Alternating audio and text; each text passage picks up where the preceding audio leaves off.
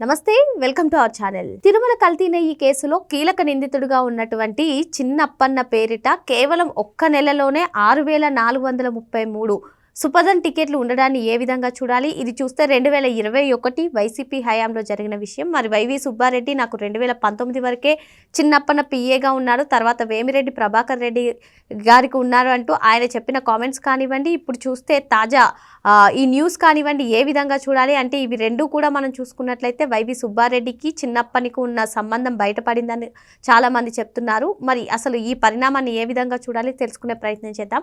దీన్ని విశ్లేషించడానికి మనతో పాటుగా ఉన్నారు సీనియర్ జర్నలిస్ట్ డివి శ్రీనివాస్ గారు. నమస్తే సార్. నమస్తే అమ్మా. వైవి సుబ్బారెడ్డి ఈ తిరుమల కల్తీ నెయ్యి అంశం ఎప్పుడైతే బయటకు వచ్చిందో అప్పుడు ఆయన చెప్పేది సార్ 2019 వరకు నాకు పిఏగా ఉన్నారు, తర్వాత నాకు పిఏగా లేరు, వేమిరెడ్డి ప్రభాకర్ రెడ్డి గారికి పిఏగా ఉన్నారని. కానీ మనం సోషల్ మీడియాలో చూస్తున్నాం, చాలా ఫోటోలు వీడియోలు వైరల్ అవుతున్నాయి.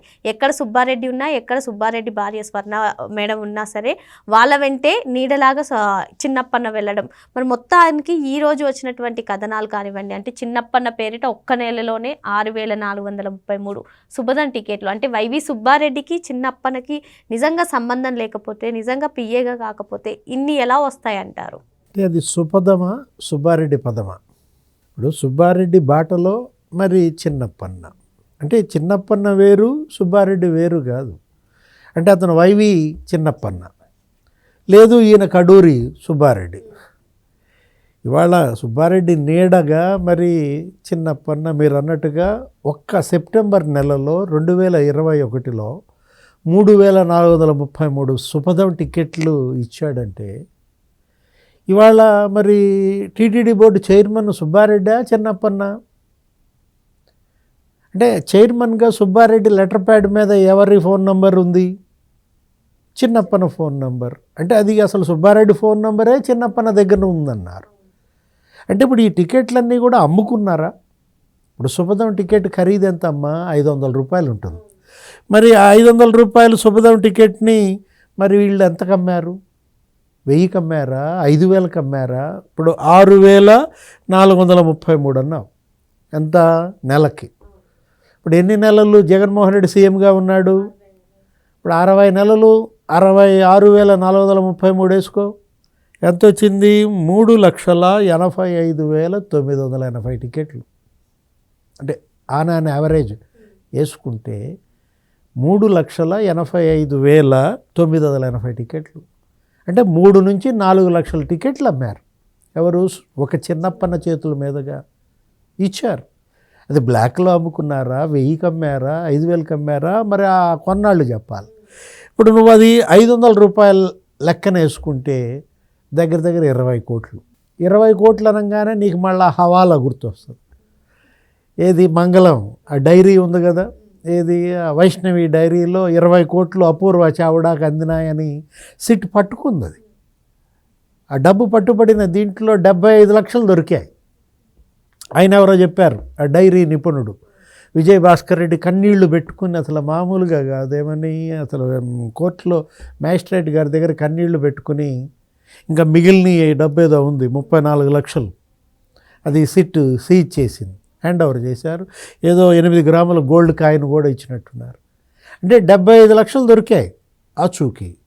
ఇంకా నీకు అందులో 19,25,00,000 ఉన్నాయి. అవి ఎక్కడికి వెళ్ళాయి? ఇప్పుడు సుబ్బారెడ్డికి వెళ్ళాయా లేకపోతే చిన్నప్పన్నకి వెళ్ళాయా? వాళ్ళిద్దరూ వేరువేరు కాదు. ఇప్పుడు సుబ్బారెడ్డి ఆత్మే చిన్నప్పన్న. ఏ రకంగా ఒక 75,000 రూపాయల జీతగాడు విశాఖపట్నంలో 15 ప్లాట్లు ఎలా కొంటాడమ్మా? అంటే 15 ప్లాట్లు రేటుకు లెక్క కట్టామనుకో, అదొక 20 కోట్లు వచ్చు. ఇప్పుడు చిన్నప్పన్నకి వైవి సుబ్బారెడ్డికి మధ్య ఉన్న అనుబంధం రోజుకు ఒక కథనంతో మనం చూస్తూ ఉన్నాం సార్. కానీ కల్తీ నెయ్యి అంశంలో మొత్తం పాత్రధారి సూత్రధారి అంతా కూడా చిన్నప్పన్నే అన్నట్టుగా సిట్ రిపోర్ట్ ఇచ్చిందని కూడా కొందరు, అంటే సిట్ పైన కూడా సందేహాలు వ్యక్తం చేస్తున్నారు సార్.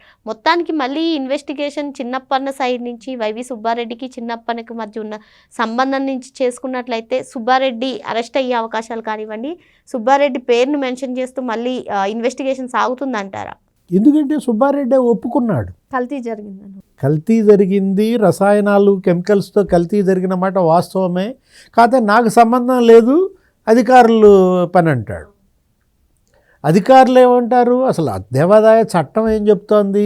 తిరుపతి తిరుమల ఆ బోర్డు అది సుప్రీం, చైర్మనే అక్కడ మరి శాసనకర్త, ఆయన చెప్పింది వాళ్ళు అమలు చేయాలి. సుబ్బారెడ్డి చెప్పినట్టు చైర్మన్గా పర్మిషన్ తీసుకోకుండా అధికారులు చేసే అధికారం అధికారులకు ఉంటుందంటారా? ఉండదు. ఎందుకంటే అమలు బాధ్యత మాత్రమే అధికారులది, నిర్ణయాధికారం బోర్డుది, చైర్మన్ది. ఇప్పుడు ప్రత్యేక ఆహ్వానితులుగా భూమన కరుణాకర్ రెడ్డిని, చెవిరెడ్డి భాస్కర్ రెడ్డిని ఎందుకు పిలిచారు? వాళ్ళు చేరిన తర్వాతే ఈ టెండర్ నిబంధనల రిలాక్సేషన్, 4 లక్షల లీటర్ల పాల సేకరణ ఆవులు ఉండాలన్న నిబంధన ఎందుకు ఎత్తేసారు?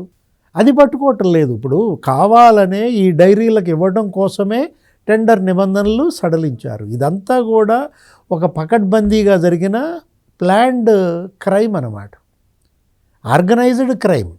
ఏది అటు అక్కడ టీటీడీ బోర్డులో సుబ్బారెడ్డిని పెట్టడం, ప్రత్యేక ఆహ్వానితులుగా వీళ్ళని చేర్చడం, ఆ డైరీ వాళ్ళని పిలిపించి బెదిరించటం, కిలోకి 20 రూపాయలు, కిలోకి 7 రూపాయలు వాళ్ళని డిమాండ్ చేశారు. భోలేబాబా వాళ్ళని 20 రూపాయలు డిమాండ్ చేస్తే వాళ్ళు వచ్చి సుబ్బారెడ్డికి కంప్లైంట్ చేస్తే సుబ్బారెడ్డి ఎందుకని చిన్నప్పన్నని తీసేయలేదు? తీసేయకపోగా మరి 6,433 టికెట్లు ఎప్పుడు ఇచ్చాడు? విజయవాడలో అతని పక్కన ఆయనే, విశాఖపట్నంలో సుబ్బారెడ్డి స్వర్ణ మేడం పక్కన ఆయనే. ఎక్కడికి వెళ్ళినా నీడలా అతను ఉన్నాడంటే చిన్నప్పన్నే ఇవాళ చిన్న బాస్ అన్నారు కదా. దీనిపైన ఇవాళ లోతైన విచారణ జరగటం కాదు. ఇప్పటికి అయ్యింది 50% దర్యాప్తు. ఈ కేసులో కేవలం ఇంటర్వల్, ఇదేమీ ఫైనల్ కాదనమాట. మళ్ళా సుప్రీంకోర్టు ఆదేశాల ప్రకారం ఈ దర్యాప్తుని మళ్ళీ కొనసాగించమంటదా? రేపు సిట్ని అడుగుద్ది. ఇప్పుడు మొన్న ఎలా అయితే సుప్రీంకోర్టు వివేక హత్య కేసులో సిబిఐని అడిగిందో, ఇప్పుడు మీరు ఎవరెవరితో విచారించారు, విచారణ మీరు కంక్లూడ్ చేశారా, ముగిసిందా? దానికి మరి సిట్ సమాధానం చెప్పాలి. లేదు ఇంకా సుబ్బారెడ్డి నుంచి మాకు రావాల్సిన వివరాలు చాలా ఉన్నాయి అని కనుక చెబితే మరి ఎంక్వైరీ మళ్ళీ కొనసాగుతుంది. ఇప్పుడు అతను వెంటనే నిన్న పోయి జిఆర్ స్వామి కాళ్ళు పట్టుకున్నాడు. ఇప్పుడు కొత్తగా ఆ విజువల్స్, ఆ వీడియో బయటకు వచ్చాయి. సుబ్బారెడ్డి, స్వర్ణ మేడం, రోజాని వెంట పెట్టుకుని చిన్నజీయర్ స్వామిని కలిశారు. చిన్నజీయర్ స్వామిని కలిసి ఆ వీడియో నేను వింటే నాకు భలే ఆశ్చర్యం వేసింది. ఏంటి, జగన్మోహన్ రెడ్డి ఆంజనేయ స్వామిని అంటాడు, తనే ఆంజనేయ స్వామి అని చెప్పుకునేవాడు చిన్నప్పుడు. వాళ్ళమ్మ కూడా జగన్మోహన్ రెడ్డికి రామాయణం, భాగవతం కథలు చిన్నప్పుడు చెప్పేది. ఇట్లా స్వర్ణ మేడం మాట్లాడుతోంది చిన్నజీయర్ స్వామితో. చిన్నజీయర్ స్వామి బిగినింగ్లో ఏమన్నారంటే, రాష్ట్ర ముఖ్యమంత్రిగా మీకు పెద్ద బాధ్యత ఉంది, మీరు హుందాతనంగా ఉండాలి అని ఆయన ఏదో నీతులేదో ఇలాగ చెప్తుంటే సుబ్బారెడ్డి మధ్యలో జోక్యం చేసుకుని, అసలు అతను క్రిస్టియన్ పెద్ద అయినాక అయ్యాడండి. ఈమైతే వాళ్ళ పిన్ని ఇంకో ముందు అడిగేసి, అదే పిన్నమ్మ ఏమంటుంది, అసలు అబద్ధం ఆడడం, అసలు ఏ తప్పులు చెయ్యడు, ఇట్లా మరి కొడుకు సర్టిఫికెట్ ఇస్తుంటే, అంటే వీళ్ళు జగనేమో నేను 4 గోళ్ల మధ్య బైబిల్ చదువుతా అని చెప్తాడు, విజయమ్మేమో నాకు ధైర్యం కోసం బైబిల్ పుచ్చుకుంటా అంటుంది. బ్రదర్ అనిల్ కుమార్, షర్మిల మనకు తెలుసు, వాళ్ళు నోరు తెరిస్తే ఇక క్రీస్తు బోధనలు, పాటలు, మత బోధకులు వాళ్ళు క్రిస్టియన్స్ అని వాళ్ళు చెప్తుంటే, సుబ్బారెడ్డి భార్య కాదు, వాళ్ళు హిందువులు, అసలు వాళ్ళు భాగవతం రామాయణం చెప్పేది ఆమె చిన్నప్పుడు విజయమ్మ అంటే ఇప్పుడు హిందూ ఓట్లు ఎటు పోయాయి, ఈ పడే క్రిస్టియన్ ఓట్లు కూడా పోగొట్టడం. జిఆర్ స్వామి గారు కూడా నాకు అసలు ఒక డౌట్ వచ్చింది. ఆ పెద్ద జిఎం గారు స్వామి ఒక లేఖ రాశారు. ఏంటి, చంద్రబాబు ముఖ్యమంత్రికి దోషుల్ని కఠినంగా శిక్షించండి, ఇలాంటి మళ్ళీ పునరావృతం కాకుండా చూడండి అని చెప్పి మొత్తం స్వామీజీలు అందరూ భగ్గుమంటున్నారు. హిందూ సంఘాలు, ఆ విహెచ్పి బన్సల్ ముందు అసలు వీళ్ళిద్దరిని అరెస్ట్ చేయమన్నాడు, సుబ్బారెడ్డి నేను జగన్మోహన్ రెడ్డిని. అసలు ఆయన శ్రీనివాసానంద సరస్వతి, అసలు భూమన కరుణాకర్ రెడ్డిని ఆయన అయితే ఏక వదిలిపెడుతున్నాడు. ఆయన ఎవరో యతిరాజ పీఠాధిపతి, ఆ మేల్కోటే ఎక్కడ, ఆయన కూడా జిఆర్ స్వామి, యతిరాజ జిఆర్ స్వామి, ఆయన మండిపడ్డాడు. నెయ్యి అనేది అది శుద్ధ గుణం ఉన్నది, శుద్ధి చేయటానికి మనం తింటాం రక్తశుద్ధి కోసమో, లేకపోతే శుద్ధి చేయటానికి స్వామివారి విగ్రహాలను అభిషేకిస్తాం, శివలింగం పైన పంచామృతాలతో అభిషేకించేది ఎందుకు, పాలు వీటన్నిటితో శుద్ధి కోసం. అట్లాంటిది నైవేద్యంలో కూడా శుద్ధి కోసం పెడతాం. ప్రసాదాల్లో శుద్ధి గుణం ఉంది కాబట్టి నెయ్యితో చేస్తాం. ఆ శుద్ధంలో మీరు అశుద్ధం కలిపారేంటరా అని చెప్పి ఫైర్ అవుతున్నారు స్వామీజీలు. వీళ్ళు పోయి జిఆర్ స్వామి కాళ్ళు పట్టుకుంటే ఆయన ఏం చేస్తాడు? ఇప్పుడు ఆయన ఆల్రెడీ ఇవాళ ఎక్కడో మోపిదేవిలోనో ఎక్కడో తిరుగుతున్నట్టున్నాడు. ఆయన ఏంటి ఏదో సుఫల యాత్ర అని చెప్పి రైతులను ఉద్దేశించి రసాయనాలతో మీరు భూమిని శిథిలం చేస్తున్నారు.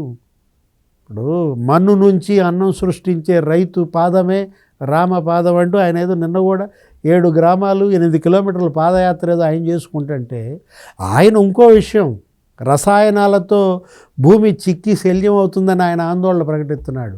భూమి సంగతి దేవుడు ఎరుగు. ఇప్పుడు ఈ రసాయనాలతో చేసినటువంటి ఆ నెయ్యి అనే పదార్థం దాంతో స్వామికే పెట్టారు. దాంతో భక్తులు కోట్ల మంది భక్తులతో తినిపించారు 20 కోట్ల లడ్లు. అదేంటది? ప్రమాదకరమైనటువంటి కెమికల్స్, డేంజరస్ కెమికల్స్. ముందు భక్తుల పొట్ట చిక్కి ఛిద్రం అవుతుంది. దాని గురించి కూడా జిఆర్ స్వామి గారు ముందు ఆయన ఆందోళన ప్రకటించటం కాదు, ఆయన కూడా ఈ విషయంలో స్టబ్బన్గా ఉండాలి. ఇప్పుడు ఎందుకంటే విమర్శలు అసలు చిన్నజీఆర్ స్వామి మీద విమర్శలు వస్తున్నాయి. అసలు మీరెందుకని మాట్లాడలేదు, మీరెందుకని ముఖ్యమంత్రికి ప్రధానికి లేఖలు రాయడం లేదు, గతంలో ఎప్పుడో 1000 కాళ్ళ మండపం కూలగొట్టిన దాని మీద మీరు పెద్ద ఆందోళన చేసి, అప్పట్లో ఎప్పుడో 30 ఏళ్ల క్రితం సినిమా చేసి నేను అసలు తిరుపతిలో అడుగు పెట్టనని ఏమైపోయిందా వైష్ణవం? ఇప్పుడు ఈ భూమి, ఈ కెమికల్స్ ఇది కాదు కదా. ఇవాళ భక్త సమాజం, హిందూ సంఘాలంతా కూడా ఆందోళన చెందుతోంది. వీళ్ళందరినీ కఠినంగా శిక్షించమని సుప్రీంకోర్టే ఫైర్ అయింది కదా. వీటన్నిటికీ సమాధానం చెప్పాలి, లేకపోతే జిఆర్ స్వామి గారు కూడా ఇక జగన్ స్వామి అనుకుంటారు. మరో అంశంతో మళ్ళీ కలుద్దాం. Thank you sir. నమస్తే.